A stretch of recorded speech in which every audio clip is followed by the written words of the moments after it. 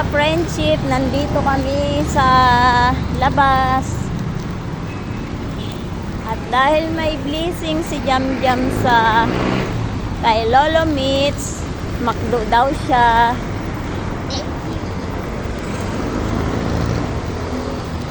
Dito ka.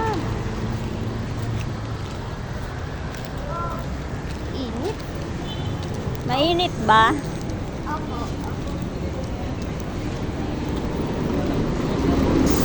Lakad lang kami ng konti.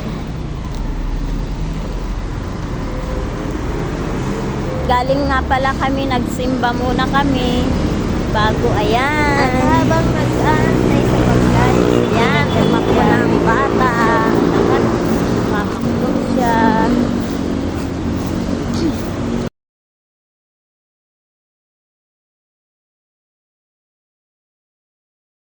Apa? Kaya na. Wait lang, may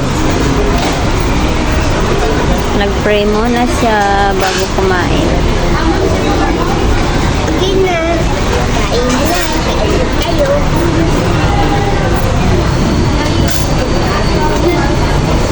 Pogi naman ang Kuya Jam Jam ko.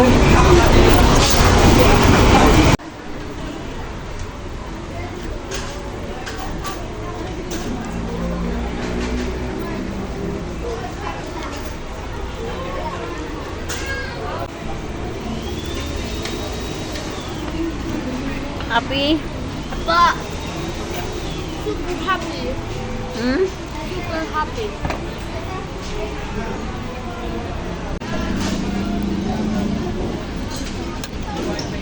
Hello po.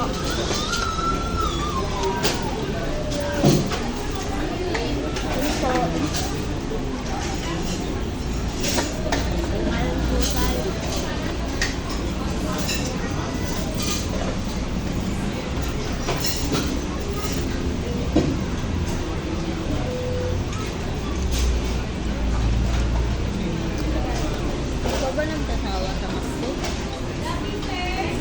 Tawa na. Eh, bakit gusto mo pa rin dito? Hindi na kang malapit ko sa akin.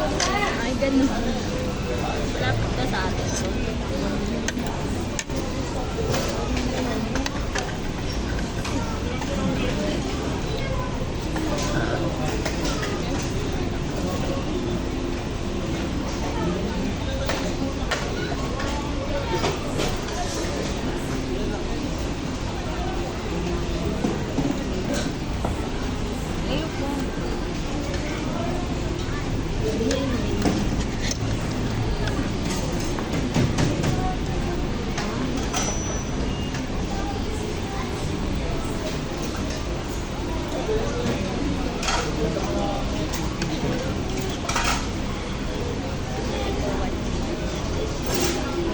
Ingat. Bye-bye po, paalam. Ingat, gabi. Ayan, natubos na nga ang kanyang kanin. Kaya magpapapakita lang daw siya. Ayan, at sobrang happy niya naman. Tinanong ko nga siya, bakit gusto mo dito sa McDo? Eh, dati sa Jollibee. Sabi niya, siyempre po, ito lang ang malapit sa bahay natin. Kasi medyo malayo yung Jollibee. Sasakay pa kasi. Sasakay kami ng tricycle papuntang McDo. Pero pag Jollibee, sasakay pa ng tricycle, sasakay pa ng jeep. Ayan, tignan nyo naman, sarap na sarap ang Kuya Jam Jam namin sa chicken. Favorite niya kasi yan, kahit araw-araw mong pa kainin ng chicken. At happy siya kasi may ice cream, sabi niya.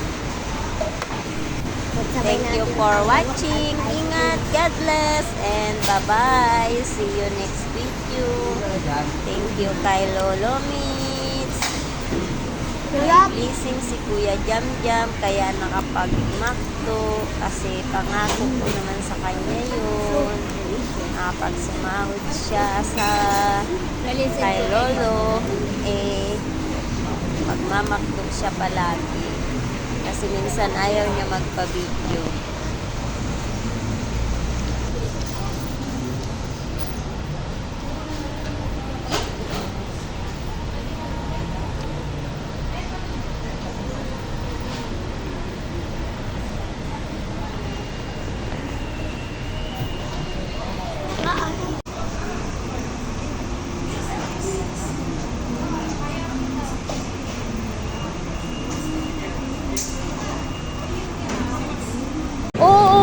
na si Kuya Jam Jam. Ayan, pauwi na kami. Enjoy siya sa kanyang kinain. Kuya Jam, may ka naman dyan, oh. Hello po. Hello ka sa mga ka-friendship. Dali.